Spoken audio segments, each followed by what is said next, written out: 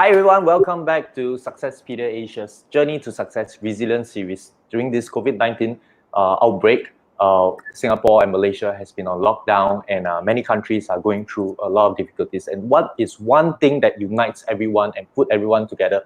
Amazingly, it is the invisible enemy that unites the whole world together in the fight against this. That's why one of the most important factors is resilience. And that's why we have this resilience series. And we are very, very honored today to have on my left Adrian Gaffor from, let me see, from yes, Esports,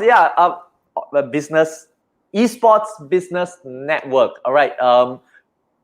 Very much previously, I known him for being in Orange Esports. So maybe Gaffor, can you please let the audiences know a little bit more about you and your business, your company, and Orange Esports stuff like this? Yeah, sure. Thanks, Desmond. Yeah, we've known each other for a while now. The Esports Business Network is a esports marketing company or esports marketing group. We've got 5 main entities below us. We've got an esports marketing agency, we've got an esports talent management company, we've got a team organization, and we also run the largest esports cafe chain in Malaysia. And I think we've got a plan to kind of be that go-to for brands, any brand that wants to come into esports. Regardless of whether you want to come in to sponsor things, or whether you want to come in to kind of be part of the ecosystem, build the ecosystem, or just to use it as a marketing tool. Right. So, Adrian, we know that the viewers are not sure where you are from. Can you please share where you're from and stuff like this? Yeah, sure. So we're based in Malaysia, in Kuala Lumpur. Bit of background on myself. I think I grew up in New Zealand, came back down to Malaysia 10 years ago. I was supposed to stay here for a year, but it's been 9 more and I'm still here with a couple of companies. So I guess it's going to be a little bit more. A bit of background about what I used to do. I've always been in the marketing and advertising industry. Wow. Yeah, so came down. Was in Grey handling the BAT, British American Tobacco account quite a while ago. Feels like a different lifetime ago now. Then left out, started my own brand agency called the Knowledge Group back then, and then of course ventured out into esports. Right. Yeah. So before we move on, we have our audiences saying hi to us. Rayson. Hi, Rayson. Hello, Rayson. Yeah. And we have Brian. We also have, he is Adrian Gaffor, Rayson. Yes, Rayson, we realized that the overlay was wrong. Thank you so much for letting us know. No worries. Rectified live. Okay. Yeah. Yes.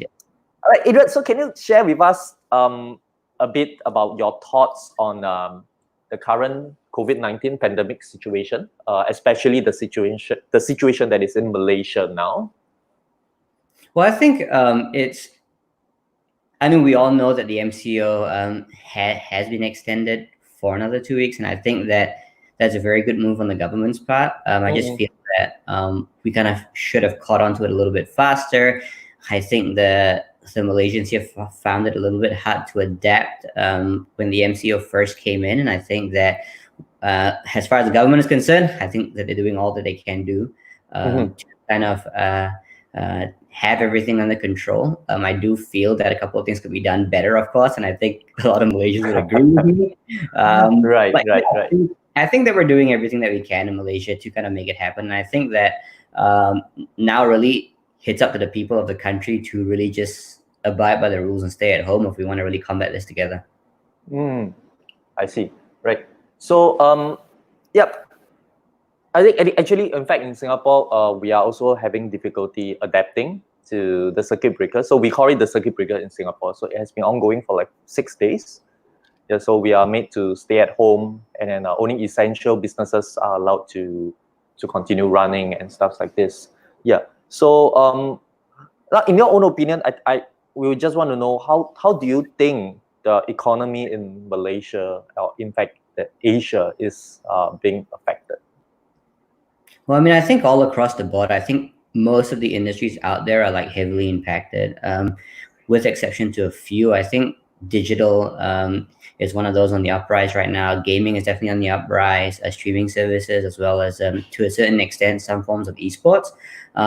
But in a nutshell, I think the overall economy is taking a little bit of a downturn. I think there are a lot of industries which rely on one another that are not in operation right now, and I think that that's going to be a big factor. And the longer that this progresses, I think it's going to kind of get worse as time goes on. So I think for Asia, I think collectively, I think it's about time for us to really just break the curve and just make sure that we do everything that we can personally in our power to kind of get the economy back on track again. Whether you're a corporate, you're an SME, you are going to feel the bite at some point in time. Yeah. So which is another question would be about the lives of the people. How do you think the lives of the people is being affected? I mean, your life is being affected. I know. I've been seeing your Facebook posts and everything. So I know. Yeah, I think ours is affected. So yeah, but generally, your staffs, you have a big crew, a big team. The team in Cambodia, right? Which has recently been sponsored by Adidas. Yes. Congratulations. I think that's the first esports team to be in Asia, in ASEAN, to be sponsored by Adidas, right? Yeah, it is, and we're very, very proud of it. The boys did a great job. The team behind it did a great job. Ian was part of that team to close the deal, as well as Calvin and Keys. Yeah, they did a fantastic job. Right. So yeah. So how are the lives of the people around you, your staffs, your crew, your team? How do you think it's being affected? Are they whining and complaining to you, asking for help and everything? Well, I think a common trend is I think Malaysians like to go out, right?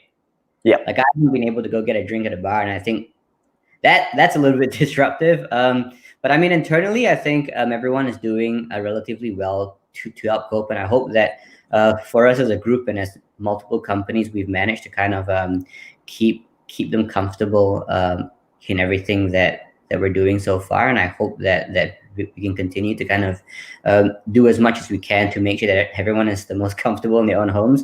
But truth of the fact is, I mean, for every Malaysian, it's like going out is for the entire human population, I think going out used to be a norm, and I think there's a new norm that's kind of set in place, and I think that everyone is kind of starting to feel what it's like to be trapped within four walls in a cage. I mean, I think everyone is having to be a little bit more creative in what they do. So yeah, I mean, overall, I think people are adapting quite well. I do feel that there are parts of Malaysia which hasn't adapted quite as well, or I mean, globally as well. Like people didn't take it too seriously. But I mean, now as everything sets in, I think everything is going in process, and I think now it's just about what kind of content can we find interest on the internet and on TV to kind of keep our time preoccupied, or what kind of new hobbies can we kind of pick up and kind of learn throughout this period instead of just sleeping every day or wasting it away, right? Right. Maybe for the audience, let me tell you, there's two things you can do. One is watch all the streams from Orange Esports. Yeah. Right. Yeah. And the second one is watch Journey to Success Resilience series. I love the plug. Thank you. Yeah. All right. So now, being in the esports industry, and I think you're one of the bigger players in ASEAN, in Asia itself, I would say. So, how do you think the esports industry is being affected? Is it affecting it in a positive way or negative way? Because why do I ask that? Because if in a positive way, when everyone is stuck at home, I think your streamers, your players has more time to stream. Am I right to say that? Yeah, I mean, I think that is definitely true. I think the online live streaming portion of it is definitely on an upward trend. But on the downside as well, I do feel that a lot of esports organizations out there, not just like team organizations, but event organizers and people that are in the corporate side of the industry, they are taking a big hit. I know that esports events are generally quite a big thing, and that is normally the core for every live stream, right? For games that can still be hosted online, I think that is great. But there's also the sponsorship aspect of it. A lot of sponsors want both online hand-on-ground engagement, a sense of O2O, and I don't think that a lot of that can be fulfilled at this point in time. So I do feel like it's a bit of both sides. It is going well, the esports industry, but there are also multiple companies that are affected within the industry. Those that are very centered around esports events, whether it's production companies to fabrication companies, all the way down to the event executors themselves. I do feel that there is a downward trend there. But on the upside, if people innovate and people get more creative with the campaigns that they do and what they can sell, a lot of things can go online. Right. So when you mentioned that a lot of things that you can sell, can you elaborate a little? Yeah, sure. I mean, like, I think depending on game title, depending on platform that you do want to host your campaigns on or your tournaments on, right? Yeah. There are games out there or esports titles out there that you can go 100% online. Things like Mobile Legends, like PUBG Mobile, so on and so forth. They are very much online driven, even Dota 2. But when you get to games like Counter-Strike and a couple of the other titles where you really need people to be somewhat in the same proximity, if not an event somewhere like within server range, then it becomes a little bit hard. For a lot of the global events that you see right now, I don't think a lot of the global tournaments would be able to carry on if kind of COVID-19 carries on in the situation and doesn't get stumped just because of the server difference. There's a lot of latency issues that come into play and so on and so forth. So it's very like selective how you want to craft your campaign. I think what content should be on the uprise right now, and I think that that's a very good angle to play, as opposed to just going 100% tournaments all the time. All the tournaments that can be held are being held right now. You see the MPL still going on. You see PMPL by IO Esports going on right now. So these are all the tournaments that can be going, that can still be activated, right? But there is a huge gap in terms of that versus what the esports industry used to be before COVID-19. Okay. Yeah. Speaking of which, do you think live streaming is going to be an even bigger thing given the whole situation of this, because everyone is stuck home? Like even for Success Pedia Asia, we were an offline events digital media marketing company where we have offline events where we bring in all the entrepreneurs and individuals, inspiring people together into one location. Now that in this situation, we have to break down and then put everything up online. So we innovated, but the gaming industry has really been doing this way before, like 3-4 years back. It has been on an uptrend.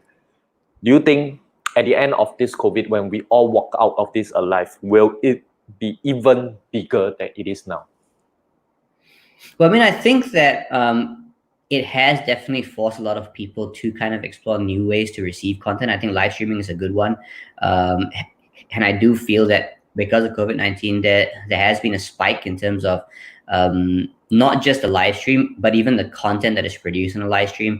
It forces a lot of the content producers to kind of take things a little bit more interactive. It's not all about driving people to the on-ground event anymore. It's about capturing them online, and how do we diversify the experience a little bit more by not just watching streams, getting, like, for example, random drops, which are happening nowadays, but how do we interact with them in a different way? How can brands play a different part in that? And I do feel that post coming out of this, it is definitely going to set a new acceleration on the things that are how creative that the industry can be. And I feel that live streaming is going to be a lot more predominant in the countries that it wasn't before. And I think a lot of platforms that maybe weren't so popular in other countries are going to start to be propped up with live stream. Right. But which also speaks that there will be more competitors coming in for the esports industry, because you look at the sports.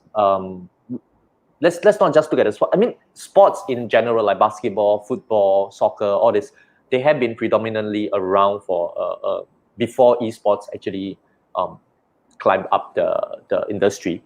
But we are looking, even in Singapore itself, K-pop dancing, the dance studios, they're turning it online with Zoom, with other apps, Microsoft apps and everything. They get people online and they start to do their exercise online with the instructor as the main host and then guiding everyone. So which also means that they are potentially competitors to actually take up this chunk of content share of pie from esports? Well, I mean, I don't think so. I feel that esports has always been centered around live stream from a very early point in the industry's progression, right? But right now, you're seeing industries which used to be fully on ground migrate them online in a matter of weeks and months, and I feel that this is going to set a new way for consumers to consume content. You see gyms hosting aerobics classes online. You see a lot of different things like seminars being hosted online, and those weren't a normal thing to do before COVID-19. And I feel that if you're talking about globally in terms of all the multiple industries beside esports, live stream is definitely going to be a new normal for them. And I feel that they already feel the potential, whether it's more cost efficient or whether it's providing more value back to the consumers in the current market. And I feel that they can only get better from there. And I think that all of it translates down to content, right? Right.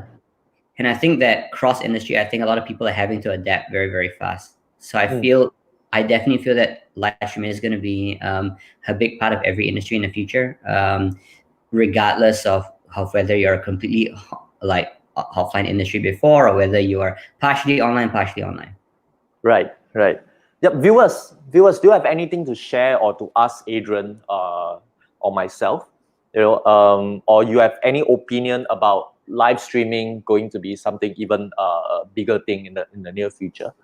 Yeah. So while we are waiting for the comments or people dropping questions, let me just bring the question a little bit deeper. Not deeper, I think. We talk about live stream. There is a group of influencers, gamers, influencers. They are not the professional players like your team or some other teams in Singapore, but they are just streamers, and so I think they benefited a lot in this whole pandemic COVID-19 situation, because the gamers, they already have a lot of views, and the views has been rising because people have more time at home.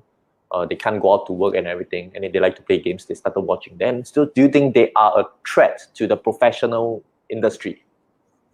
No, I mean, I think that, look, sensitive question. I'm sorry. I don't know whether they bombard me later. No, I mean, I think that in general, because esports hasn't hit its market maturity, especially in Southeast Asia yet, I think the more people that come in and the more content that is available translates back down to more capture points and for viewers, right? If you come on and you watch tournaments all day, eventually you're going to get bored of that tournament. But if you come on and you're able to consume multiple different genres of esports content, I think that is definitely going to entice you to explore more within the industry. It's going to entice you to want to stay more, consume more content. And I think from that standpoint, it also brings a lot of leverage for brands to come in multiple ways. Previously, It was just sponsorship based on tournaments. Then you went into influencers, and now it's live streamers, so on and so forth. And I feel that it's not going to stop there. There are going to be a lot more ways that they get created in the future to kind of help brands out, help the industry grow, help more content go into the scene. And I think that that's exactly where the growth points should be. One person can never build an industry. 10 people can never build an industry. It's always about getting the thousands, millions of people coming online and saying, hey, look, I can be a viewer. I don't have to be an esports professional player, but I can also be that person in the community that likes to see casual content. Right. And that's ultimately where we want to be. Yep. Okay. So now we take the live streaming topic back to offline. The offline events, everything has taken a big and huge hit. So will events marketing and video marketing die off or go into a slumber coma while live video marketing becomes the most important marketing tool? You have been from the marketing industry for quite long, right? Yeah. Yes. Now, I mean, I think it is definitely going to bring a new dimension to how people plan their campaigns and their strategies in the future. But I don't feel that it is going to completely die off in terms of event marketing and in terms of video marketing and all the other offline marketing channels. Just basically because I feel certain industries need to market in certain ways, and certain industries cannot 100% determine or define on just be built on online marketing alone. So I do feel that over the next year, maybe 2 years, there are going to be a huge spike, or there is going to be a huge spike, if there isn't already, in terms of live video marketing content, in terms of content in general that goes online, social, digital channels. But when it boils down to it, I do feel that it will slowly migrate back to events and back to video marketing and a couple of other marketing channels. In any marketing strategy, you need multiple capture points, right? And I do feel that is still going to be persistent in the future. It's not going to change much, but I do feel it is going to influence how brands spend in the future. That's one consideration to make as well. It might not be the huge bombastic event budgets that you get or production budgets that you get, but there will definitely be shifts here and there. Right. We have a question from Brian. Yes, Brian. Right, Brian. Other than live streaming, what other possible avenue might start booming? So we've been talking a lot about live streaming. We just talked about the topic of events and stuff.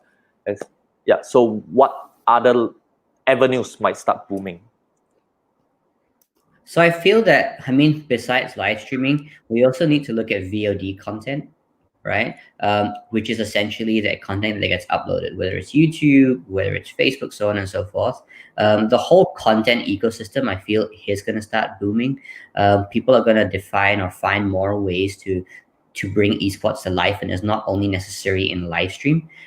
Creating, we use this term a lot. It's called evergreen content. Whether you watch it from now or whether you watch it 2 years or 10 years from now, it's still going to maintain a sense of relevancy within the audience or within the community. And I feel that in a nutshell is going to start booming. So that the general content ecosystem, not just in esports, but the wider market, if you see what everyone's doing now, right? Zumba classes are going online. It's pre-recorded. They can go on and have the class anytime they want. They don't need to wait for a specific time. Everything's going on demand now. And live stream is still, to some extent, it's still programmed. There is a time you go online, you watch it, and you go off. But VOD content is on-demand content, right? And I feel that that's another area in the industry that is going to start booming. Right. What about you? Pardon? What do you think? What do I think? Yeah. Besides content, what else is going to boom? Honestly speaking, I still feel that the video marketing is still going to come back in, and it's going to boom, because now people find, like what you mentioned, evergreen. So people know of how important video marketing is because it's evergreen. It will always be there. We can always reuse it, and people can always like we talk about out of home, DOOH, digital out of home advertising. How many eyeballs can it capture now when a bus goes on the road? How many eyeballs can it capture now when we have static display and buildings and stuff like this? Everything that is outside, there is a huge cut and a drop in the percentage of eyeballs. And where does all these eyeballs goes to? Either goes to live stream or it goes to video content that has been around and ongoing. Now, recently, you see all the old videos being shared, coming revived and stuff like this. So this is where the market is, like what you say, evergreen is going to boom for this too. Yeah. We have Keith Tan. Great. Yeah, we have Keith Tan asking, Adrian, do you think the esports community will grow this year in particularly unique global situation where people are confined to their homes? Well, I feel that the esports industry is definitely going to grow, but I'd like to take one step back and kind of define what esports is as a segment, right? You've got entertainment, and then you've got gaming, and then within gaming, you've got esports as a niche of a niche, right? I do feel that on a more generalistic view that gaming in general is going to be booming a lot. not just the esports genre, but the casual genres and your point and click games and all these other different bigger genres in gaming are going to grow, the esports community will definitely start to expand, just because potentially more casual gamers will start to migrate onto an esports game or an esports game title, and they might start to take titles a little bit more seriously now when they're competing against their friends. Maybe now with the amount of casual tournaments that are going on, they will start entering it with their friends. They will find a new passion in that, and then they'll start wanting to compete further. So I do feel that from a competitive gamer point of view, yes. From a viewership point of view, I think most definitely. I think now there's a huge catchment for esports, a tournament or live content. And I think that across the board, whether it's mobile, PC, and if consoles can still operate, so some games can, there is a viewership spike. And I feel that overall, yes, because of this situation, I think it's a little bit of light in a very dark time, right? The esports community can and will grow. And I think that a lot of esports terminologies, esports as a genre, will start to become more household names, right? Right. Okay, so we have spoken so much, we have talked about so much on the industry and stuff. I just want to get the viewers to know you a little bit more. This is off the questions that I actually asked before. Of course. All right, so Adrian, when you first started, it was called TGC. Oh, yes. Prior to that was Fallout Gaming. Sorry, which gaming again? Fallout Gaming and Analogy Group.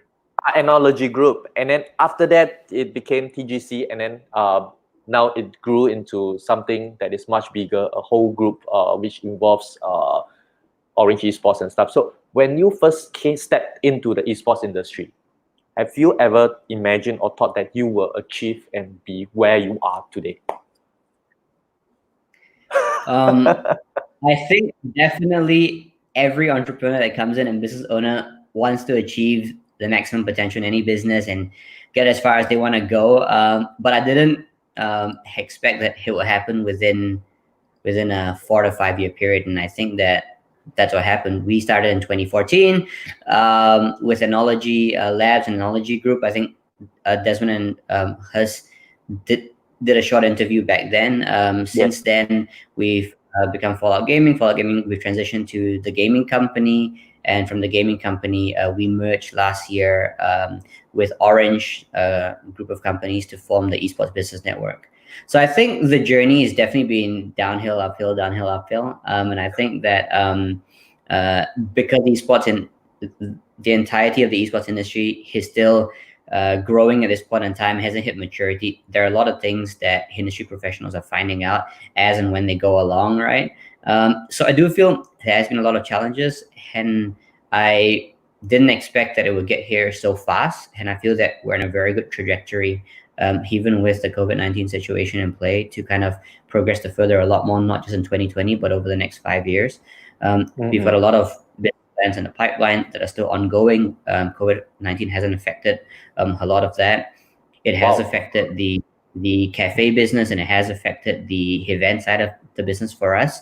But we have innovated along the way. I think one of the promos that we launched, I don't know if any other cyber cafe has done it in the world, but I would like to think that we're the first, is when all the cafes got shut down, we came up with a stay-at-home initiative where we allowed PC rentals, right? So we turn all our cyber cafes PCs into PCs that now gamers can take home.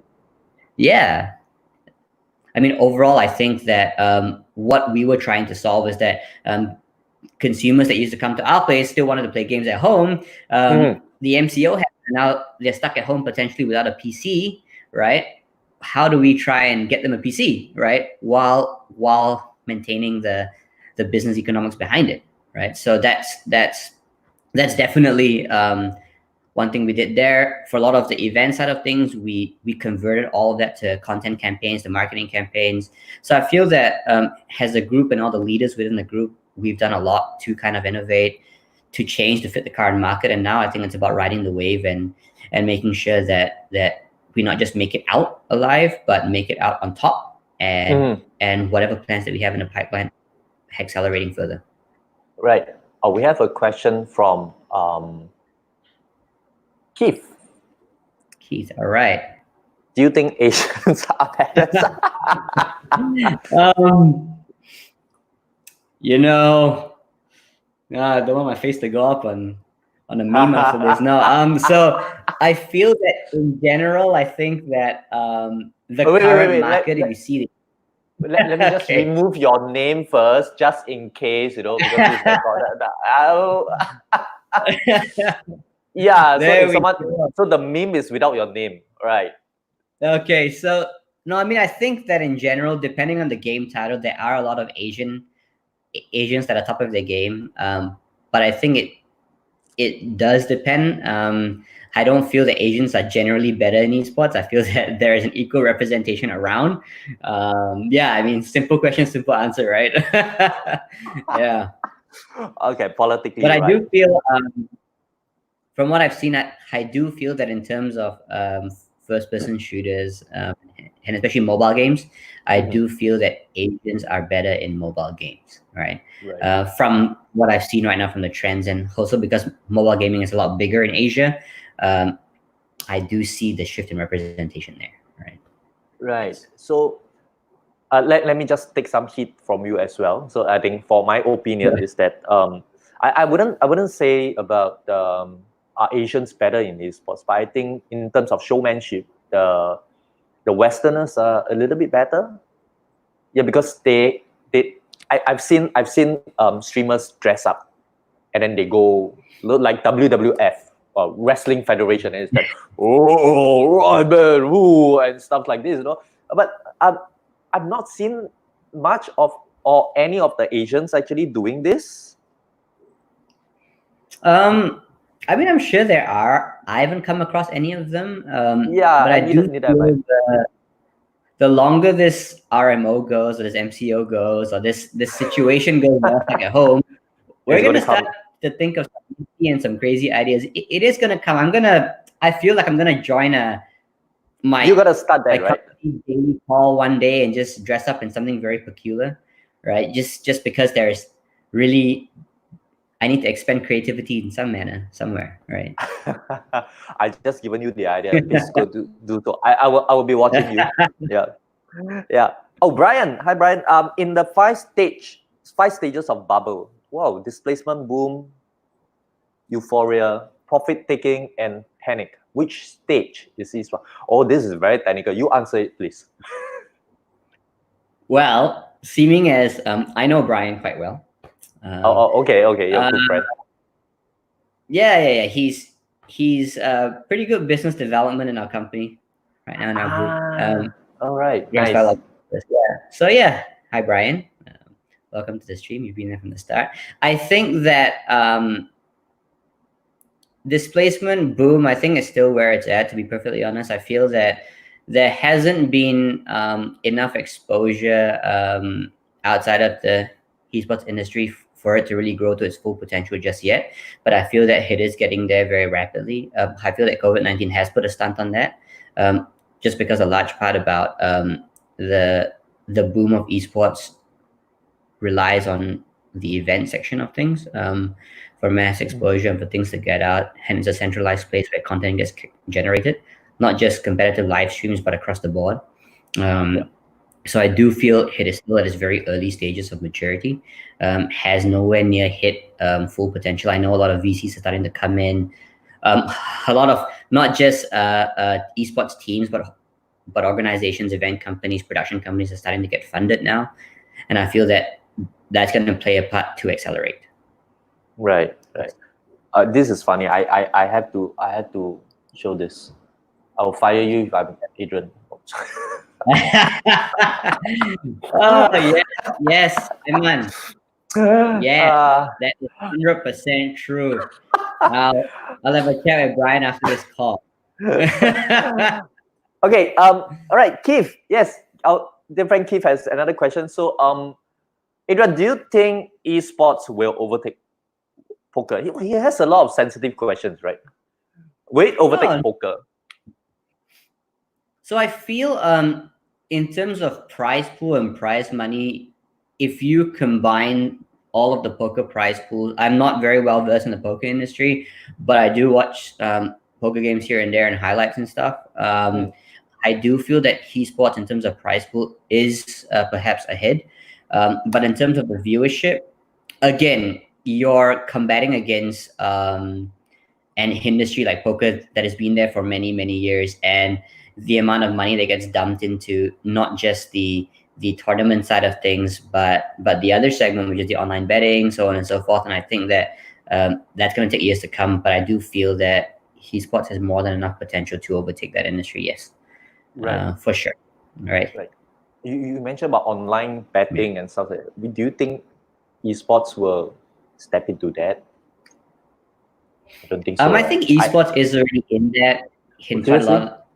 Oh my goodness, I'm Yeah, quite a lot. outdated. I think, yeah. I mean, there in any industry where there is competition, I feel that there is betting, right? Football, rugby, NBA, right? That there's a lot of different industries, and I think that goes hand in hand. But finding the balance is important. Number one, and number two, I think in terms of esports is a little bit more sensitive because the age groups are a lot younger. There are a lot of minors that are professionals or that are below the gambling age. So I think that it's going to be a little bit harder to, number one, implement gambling or online betting, and number two, because it's a community-driven industry, publishers and developers are going to think twice about ever allowing betting to come into the industry, right? Just to kind of safeguard and protect it. Esports already has a lot of flack in terms of don't play so much, you're stuck in a cyber cafe, you're playing 8 hours of games at home, you know, that's the all-time stigma. As we're getting out of that, we don't want to move into another stigma, which is, you know, my son goes in the gamble to play games. No, we don't want that to happen. So I think that we need to protect the industry. Yeah. Right. I definitely support that. You guys really need to protect that particular part of the industry. Mirai, is it Mirai? Mirai. Yes, Mirai. Yes. Do you foresee more brands will go into esports this year? If so, why? I think generally this year, in Southeast Asia, at least, I feel that more brands will be conservative of their spending. They will probably trial esports with lower budgets to see what the opportunity is there, like putting one foot in or one toe in. But I don't feel that a large revenue will be generated from that this year, to be honest. But I do feel more brands will be more open to going into esports now that XYZ marketing channels are closed off. They need to look for new ones, and I hope that agencies are pitching esports to them. Your Group M's and your Ogilvies out there and whatnot, and your Wondermans are doing their job to say, hey, look, these are new marketing channels on digital that you can go into. Esports is one of them. Why not give it a try? Yes, Journey to Success is one of them as well. Yeah, please look us up. Yeah. Yes. Let's sell Goyo a little. Yeah. All right. So, Shufen, how do you think Malaysia ranks globally, regionally as an esports hub? Is Malaysia now currently as an esports hub? I mean, we like to call ourselves one, right? Right. But in the greater scheme, I feel that Malaysia ranks. I think the last statistic I read was fourth in terms of esports revenue in Southeast Asia. In terms of globally, I do feel that there are probably other more mature markets in Malaysia at this point in time, but don't discount Malaysia out. I feel that Malaysia has got a lot of potential, especially with the current government support right now, with the current organizations, premium organizations that are in the Malaysian market that do work in Southeast Asia, Greater Asia, and globally. I do feel that Malaysia is a top contender for the future for sure. Wow. Yeah. I mean, definitely. If you are in Malaysia and the way you have grown your business out of Malaysia to Cambodia to other parts of Asia, I do believe that as well.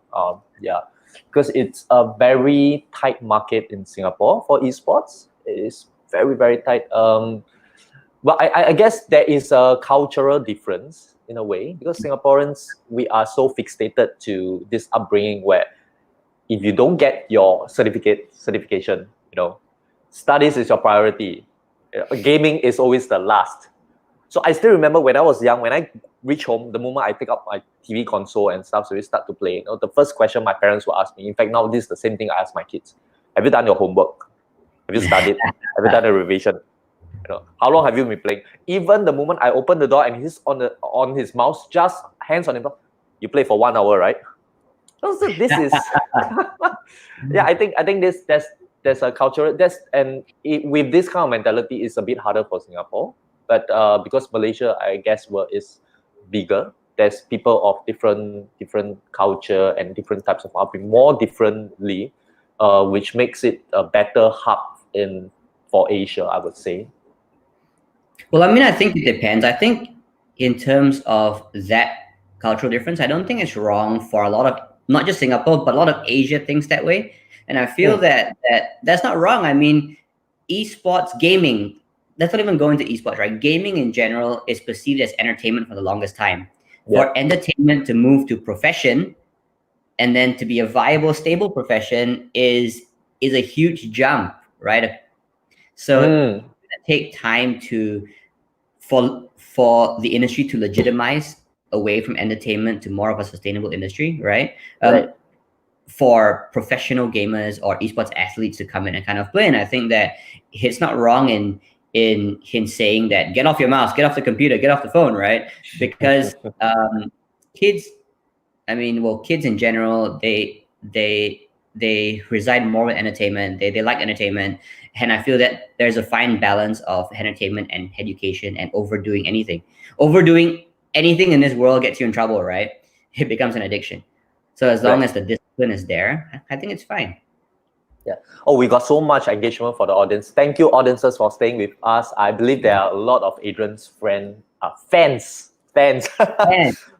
Yeah. Okay. Adrian, we have from KY Lam, Kenny. So Kenny is asking, hey Adrian, what are the common legal challenges that the esports industry faced at the moment and moving forward? Common legal challenges. Yeah, I think so. Let's talk about from a player perspective, right? I think when it comes to participating in tournaments, I think that's number one. This is an ongoing issue, and it has been for a couple of years. What permits do you apply for? What visas do you apply for? Are you considered a sports athlete in that country, or are you not? I think that is definitely an issue that needs to be resolved in order to further legitimize and grow the industry. And it's a good road to solving this problem to get to a sense of sustainability as well. So I think that is number one, and I think that is going to continue to happen over the foreseeable future until we get to a standpoint where every country recognizes esports as a sport, right? I think that's number one. I think number two, in terms of legal challenges, is in terms of prize money, won, so on and so forth, for a specific player or for an organization.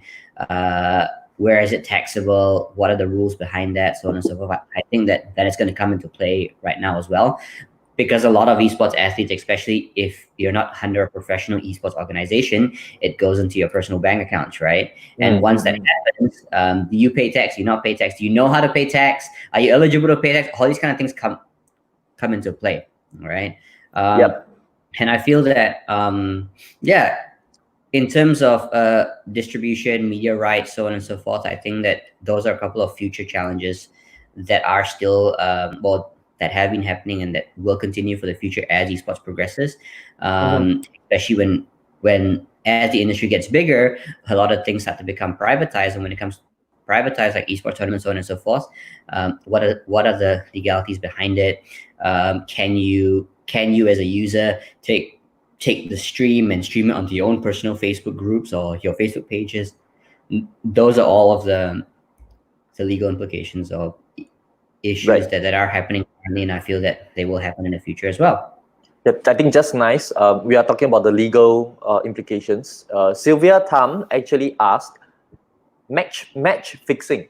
Is there match fixing and cheating in games where I I think would it love to say happens, right? no, but sadly, yes. I do feel that. I mean, in terms of countering match fixing and cheating, you can put processes into play. You can tighten up security of a couple of things, but to completely eliminate it, I feel that that is impossible to do. I Right. feel that proper guidance, proper upbringing of the industry will help develop a sense of further legitimization and have a clear distinction of what's right and wrong in a player's mindset or an organization's mindset. It happens in sporting industries. Football, you've seen it happen. You've seen it happen in various other sports, baseball, so on and so forth. But esports, I don't feel it is at its point in time where we need to really think of strict processes yet. As going back to our previous discussion about betting websites, esports betting and stuff, once that starts to come into play as the scene progresses, as the industry progresses, this problem, Sylvia, will become a forefront problem to solve. Countering it right now, there is only a one or two degree that you can go into. Guiding the players, securing the players in terms of their conversation, so on and so forth, and of course maybe their first second degree connections, their organizations. But anything beyond that, it is very hard. If someone wants to point a gun at somebody in Counter-Strike but not pull the trigger, there is not much you can do about it right now. Right. Wow, we have so many questions. Adrian, we may have to overrun for you because your audiences, our audiences are very, very engaging today. We really thank you so much. Please keep the engagement coming in. Adrian has lots of saliva to waste, so yeah, keep him going. Keep him going. Keep him going. Don't keep me going. Right. GK, what do you think about Malaysia esports scene currently in 2020? I guess you touched a lot on that prior to this, but yeah, maybe the important part is how to improve the scene. I guess, GK, is it okay that we answer it that way? Like, how can we improve the esports scene, not just in Malaysia, but as globally? Yeah, I'm sure he'll be fine. So I mean, like in terms of the Malaysian esports scene, I think the way the ecosystem is developed in Malaysia currently right now, it's still very event-centric focus. It's still very much within that sphere, hosting an event, generating content from there, and then putting it online. I feel that the improvement of how the scene is right now in Malaysia would be to be inclusive. I think it's still a very exclusive industry where a lot of organizers, stakeholders in the industry don't necessarily want to come together and work together in one another's best interest. And I feel that that can be improved on from a government standpoint as well as from a privatized standpoint. We've been in a lot of discussions about progressing together, but at the end of the day, it always comes down to, hey, look, I'm going to feed myself first before you. No one, like, we are looking at it like a 6-inch pizza right now, right?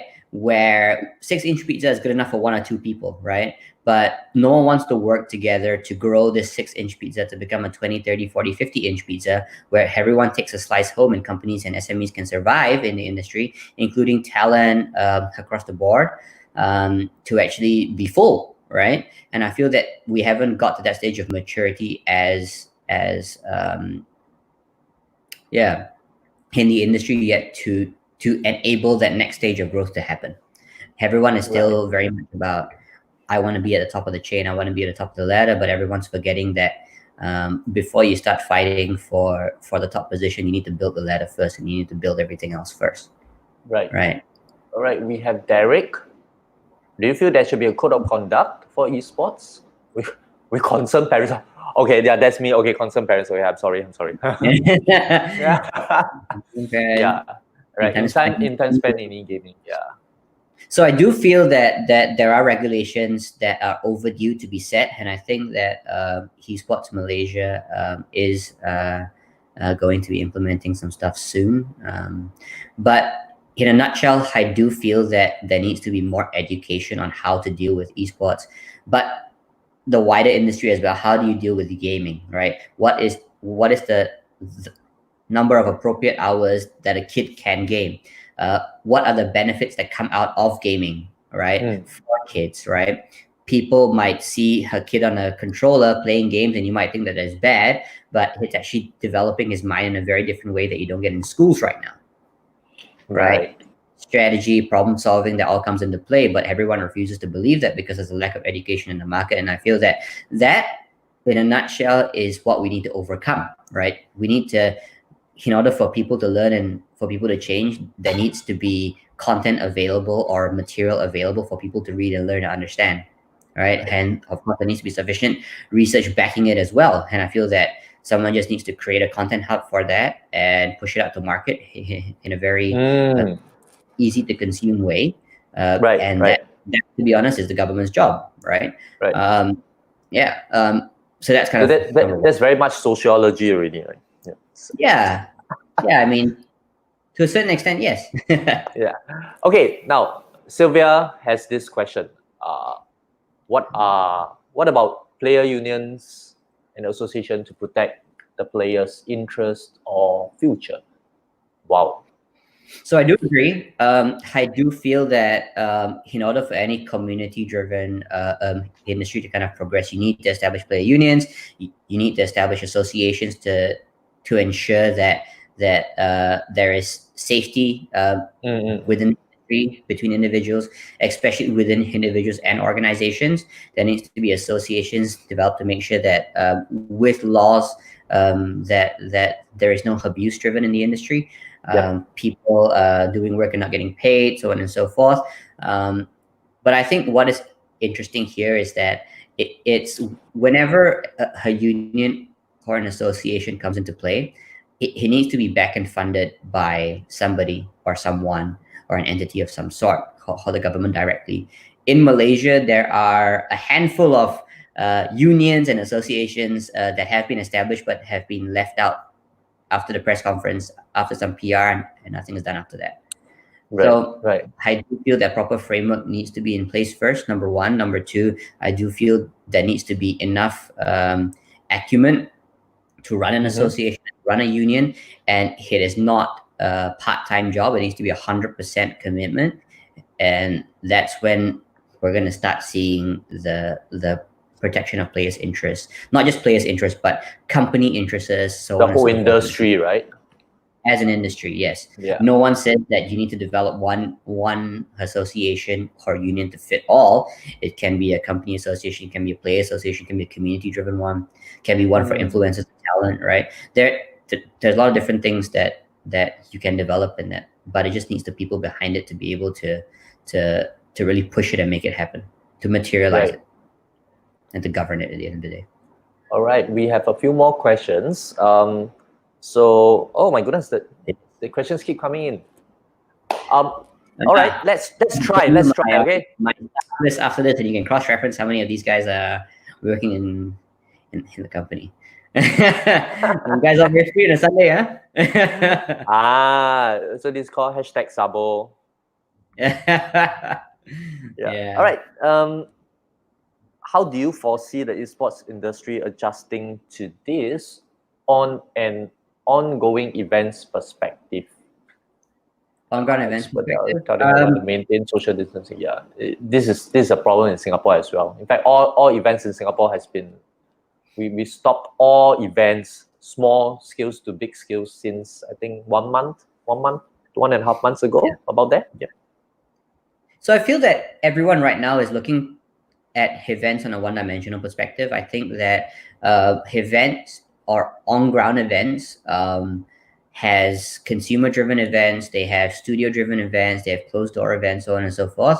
I do feel that even after MCO, the event scene is not going to prop itself up immediately because of the consumer fear or the market fear of congested areas, right? But I do feel that as the events industry comes out of MCO or this COVID-19 outbreak, I feel that you can go into studio-driven events, start small. So we don't need to immediately host 1,000, 2,000 capacity event.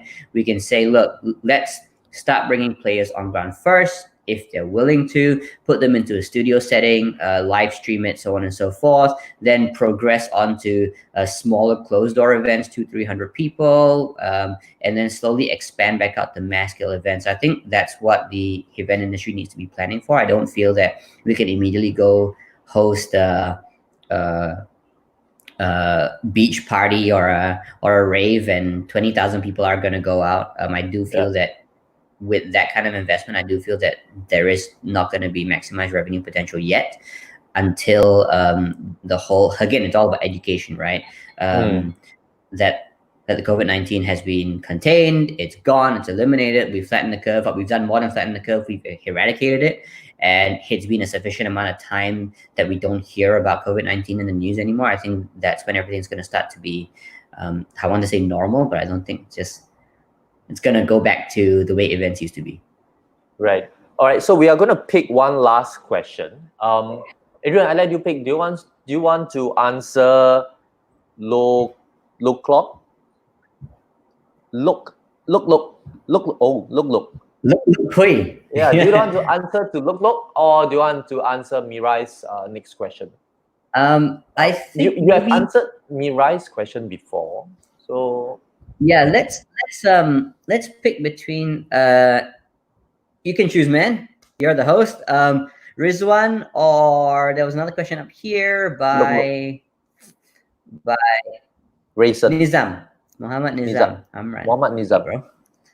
Let me just scroll it up. So it's within Nizam, or I feel Rizwan, right? Have a choose, man. Your call. Nizam.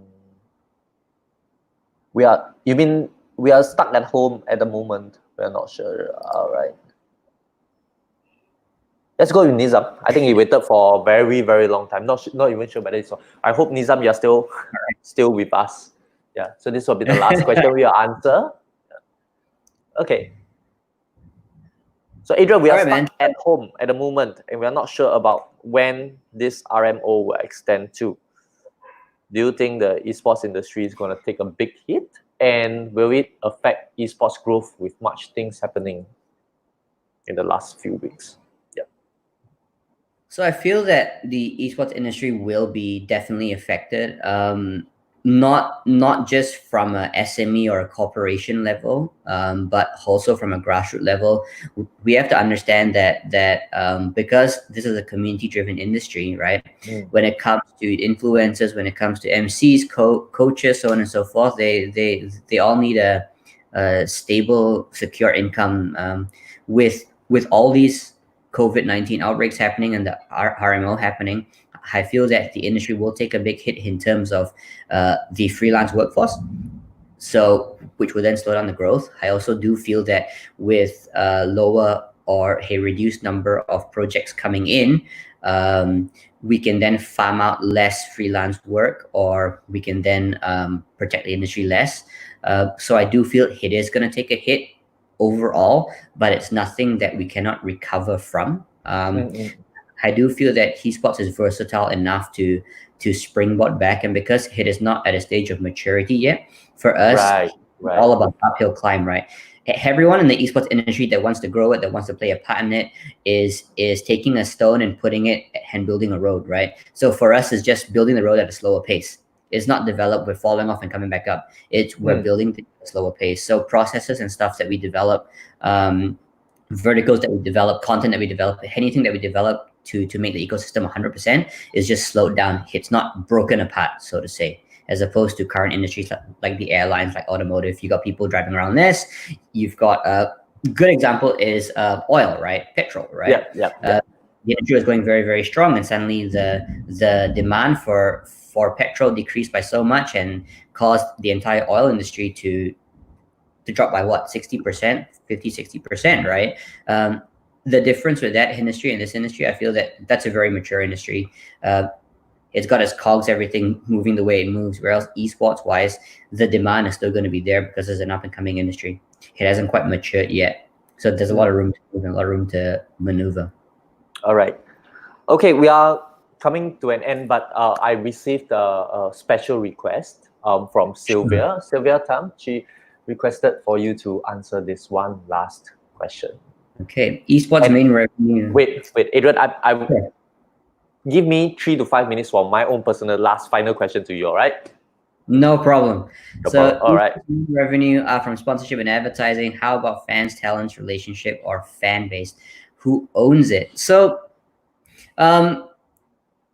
when you look at the wider ecosystem of esports revenue, is it really from sponsorships and advertising? I think that makes up about 30 or 40% of the market. Media rights distribution makes up that 60% or 70%.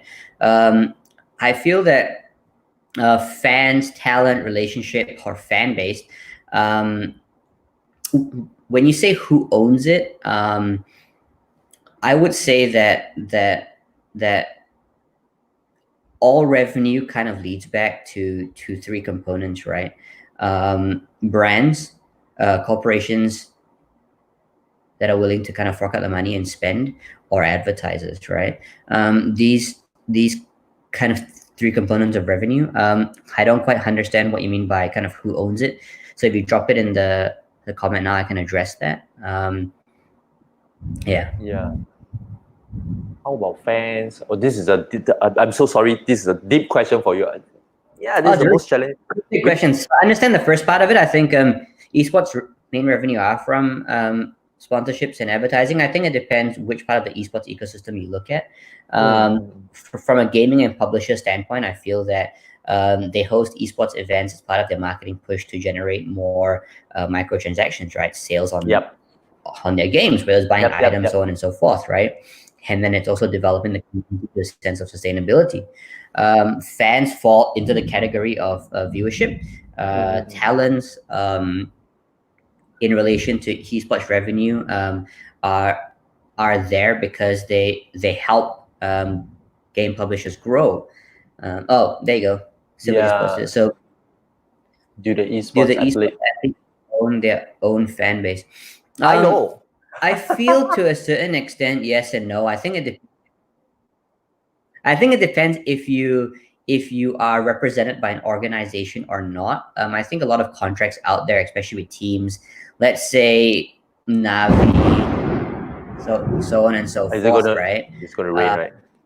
Well, it's not raining yet. It's still sunny. Yeah. So I mean, in terms of they definitely own their own fan base. I think that personalities garner true trustable fan relationships. But in terms of ownership, like who owns the page, who owns this, who owns that, it really comes down to how you negotiate your contracts with particular organizations. Give you an example. Let's say, for example, you've got 5 esports players in a Mobile Legends team. The contract might state that all pages belong to the organization. The minute you sign the contract, that means technically they don't own their fan base anymore, right? Versus a streamer that is also an esports athlete that isn't signed to an organization for his personal streaming capacity. Yes, then he does own his fan base. So I feel that there's 2 ways to go about it. I think legalities matter a lot, especially in the future of the esports industry. Fan base for an esports athlete, for a streamer, is everything. It's their market. It's how they make revenue. It's their bread and butter, right? Right. So we don't want to get into contractual situations where that gets taken away from them. So I think that yeah. Right. Okay. So Sylvia, I hope that answers your question. All right. Keith, I know you have one last question. Maybe Adrian will be able to take it by replying to your questions by typing later on after we end the stream. Okay. So I have one last question for you. Sorry, 2 questions. The first one. Sure. Have you downloaded and played FF7 Remake? I personally have not. I'm not a very console-driven gamer, nor a mobile gaming game gamer. Yeah. I mainly play Dota with my girlfriend, or I play Counter-Strike. Those are the 2 main games. I think Counter-Strike was the first esports title I picked up, and I can't put it down. I'm not good at it, but I just like to play it, you know. Yeah. So no. I have not played Final Fantasy. 7 remake. It has a lot of reviews. I know a lot of people are going crazy about it. Yeah. I've seen some guy on my newsfeed that just played 12 hours of it yesterday and is going to continue today, and he says that it's a great game. And I don't doubt that. Yeah. So that's fantastic. I don't mind answering the remaining 3 questions if you have time. Yeah. Yeah, sure. All right. We can start off with Keith's one. Sure. So professional sportsman woman peak at the late 20s due to physical limitation. What do you think optimum age for esports? So I feel that the optimum age for esports is just a little bit younger than that. But I do also feel that there is a sense of shift when it comes to esports. What I mean by that is if you look at a game like football, like rugby, like cricket, rowing, basketball, they've all got set rules that never change. The game is the game, and you can score points by a certain way, and that's never going to change. The meta, so to say, doesn't quite change, right? Only the people in the game. Whereas games, esports titles, Counter-Strike, Dota 2, Mobile Legends, they have patches every few months, every few weeks, every few years that change the gameplay, and that demands a different aspect of the esports athlete. So although a 16-year-old gamer might be good because it's a reflex-based activity, the next patch might turn out to be a very strategic base, which then the older market picks up and is better at. So I do feel that limitation-wise, I think peak is probably around 35, 36 years old for an esports athlete. But I mean, like the maximum range. But I do feel that an entry level can begin anywhere from 13 years old. I think it peaks at around 17, 18, just a little bit younger than that, depending on game title. But I also do feel that there needs to be an allowance for when patches come in. Things like strategic changes in a Dota map. A person that has been there longer would be able to pick that up a little bit faster versus a younger person, just because of experience. So I do feel the optimum age limits will shift based on game title. But as a general overview, I do feel that it's between 16 to 19, 16 to 18. Yeah. 16 to 18. Good. Wow. All right. Yeah. So Then, I guess from Sylvia. Yeah. Sylvia, So do the esports athlete own? Oh, we had this just now. Sorry. Yeah. Let's answer Chikits first. Chikits, do you think betting industry? This is a very interesting one. Yeah, into the esports will speed up the growth. Wow. Sure. Do you think betting industry? I do feel that. So the only way to grow an industry is to increase its revenue pipelines, right? That is the only way that any industry in the world can grow. It's if sufficient amount of revenue comes in for it to expand and mature as an ecosystem. Esports, I feel that esports betting can play a big part in the growth of the industry, but it can also be a large part of its deterrent and downfall. So there's a fine balance to that. It needs to be heavily regulated. There are a lot of conditions that do not meet current esports standards. Developers and publishers, at the end of the day, they create the games that esports happens on. So we need to make sure that their interests are kept in mind and their values are kept in mind as well. Right. So while yes, at the same time, no. Okay. So, Sylvia, the question on investors. You want to go with Kelvin?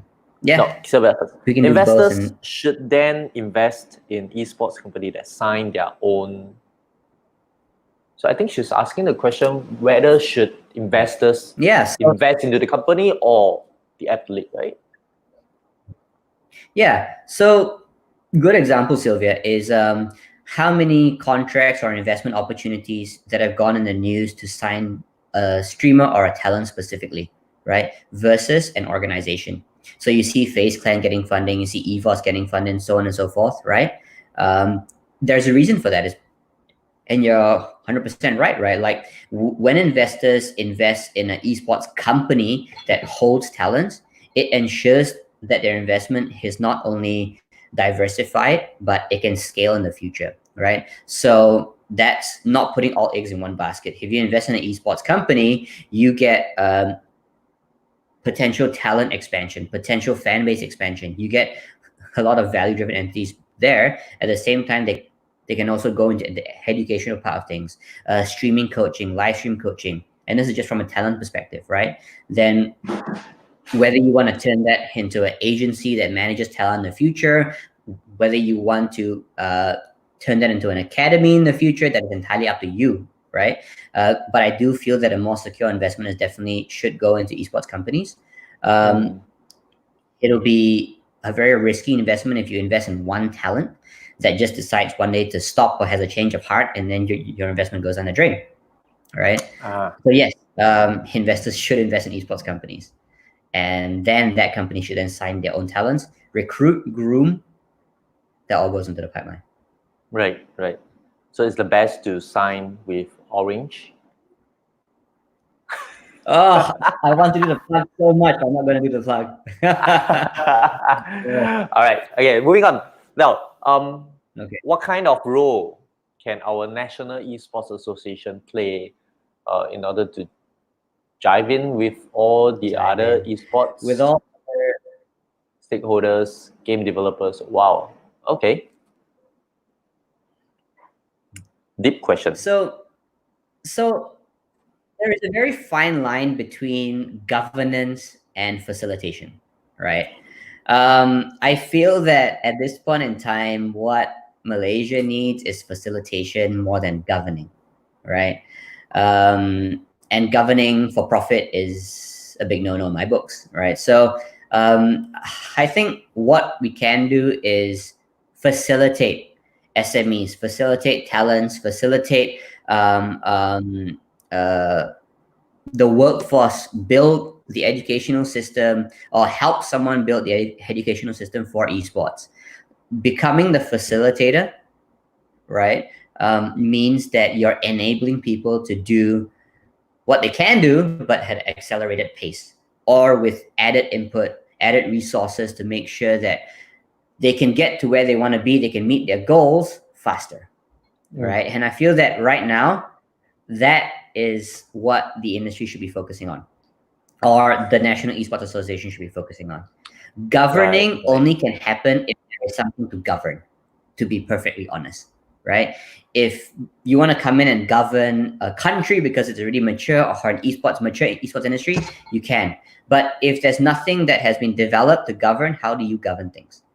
Right? There needs to be bylaws set in place. There needs to be legislation set in place. There needs to be principles set. There needs to be all these different things that get set up first, right? Everything that you facilitate to set up, you can govern in the future. And people will be more than willing to let you govern if you help them build their business or help them grow to who they are today. That's the one thing that I'll feel that this industry in Malaysia lacks at the moment. Right. Okay. So I can't speak for other industries, but I can speak for this. All right. Okay, so now last question from me to you, right? Which is, what is your greatest wish now at this juncture of time? What is my greatest wish?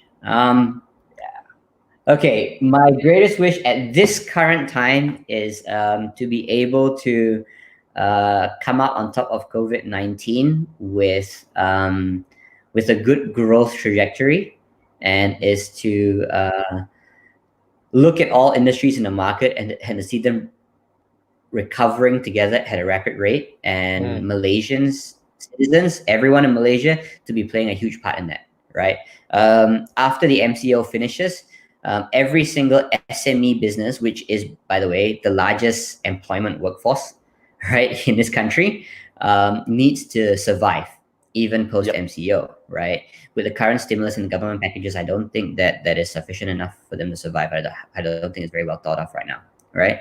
But I do feel that Malaysians can play a big part in ensuring that the employment rate maintains low by going out and spending with these guys. Don't travel overseas just yet. Spend within your countries, right? Grow the local economy first. Spend your money in the local economy before you decide to go and travel overseas to go spend it in someone else's economy. Because every SME is going to be wanting to rebuild their business, and that is the best way to go. Right. I think we just opened another can of worms, bro. I do. Yeah, they just got me thinking, like, how do you think Malaysia is actually handling the whole situation now? Because you mentioned about the grants that's actually given out support. So I do feel that, I mean, within our our knowledge, we are doing everything that we can. I do feel that like these one-off handouts are definitely a big no-no. I do feel that I mean singular handouts like your $800 that you can redeem, so on and so forth, it's not gonna ensure longevity, right? I think that helping SMEs is going to be the way to ensure that the unemployment rate maintains at an as low as we can possibly get it, because people maintain employed, right? I think that is one thing that the government has taken into account only with the latest stimulus package, and I don't feel that that is all that they can do, but I do feel that they're doing what they can within their means. Right.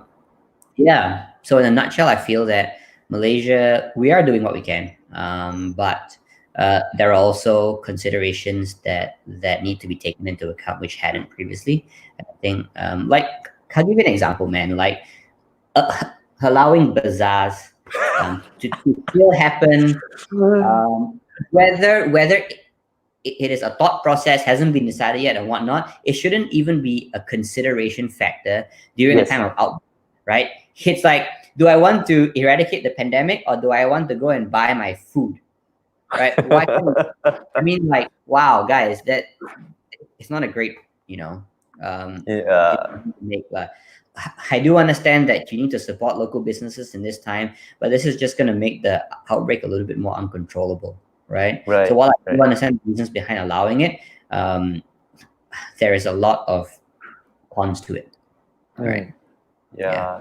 If you still remember Invade from Singapore, he actually cancelled all his major events. He's making millions of losses. I would think that's million in terms of revenue and stuff like this. So in the whole ripple effect of that cancellation goes down to the contractors that's building the stage and everything, and then the vendors, everything. So there's a ripple effect. But we are willing to, I mean, in Singapore, I'm not trying to make a comparison of who's making a better decision or not, but it's just that in Singapore, we have made a decision that no, we are not going to have any events, even if the SMEs or the businesses are going to make a loss.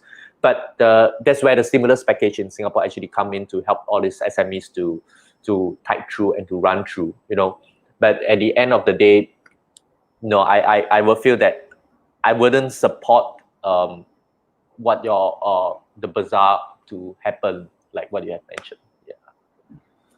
All right. I mean, it's like, come on, guys. We speak about flattening the curve, and then we flatten the curve. We have one night out at a bazaar, and then SMEs don't get to go back to work for another month or two because of one night. The opportunity cost is too high. Rayson, yes, Rayson, you are right. This is the longest. It might be the only longest. Yeah. All right. Okay. So I hope the viewers. I hope you guys enjoy yourself with both Adrian and myself. We hope the conversation was engaging. We hope you got your answers. And if you have any private questions that you want to drop to Adrian or Esports Business Network, do let us know. You can probably drop us an email or DM us, or you can DM to Adrian if you know him directly. Or just leave a comment, and we'll pick up the comment. We'll let Adrian know. Then we can answer to your questions. Great. Yep. So, Adrian, do you have any last things or last words that you want to share with the viewers, or you want the viewers to know, to hear from you? Yeah, I think just stay safe, guys. I hope you guys enjoyed this session. Make sure you go out as least as possible. Just make sure that we all fight. We all make sure that we fight this together and go back to work soon. Yep. Yes. Whether you are in Singapore, whether you are in Malaysia, whether you are in any part of the world, try to stay at home, please, at least for now. And let's fight this. Let's stay resilient, fight this pandemic together. And I think humanity shall prevail. I truly believe that. Yeah. I do feel so. All right, guys, thank you so much for tuning in. Adrian, thank you so much for your time with us. It was a pleasure having you with me. No worries. Thank you. Appreciate it. All right, so goodbye, everyone. We'll see you stay tuned for our next episode. It's coming later at 8 p.m. We have this hawker in Singapore that has been making losses for the past 3 months, but yet for the past 3 months, he has been giving out free food to people who have been struggling in this whole COVID situation. And he's a very humble Beng, we call him, Beng who cooks, whole body full of tattoo, but yet he has the heart that is bigger than most so-called educated and high-level people that is living in the world. All right, so stay with us, watch us live, 8 p.m., and we'll see you. All right. Bye, Adrian. Bye.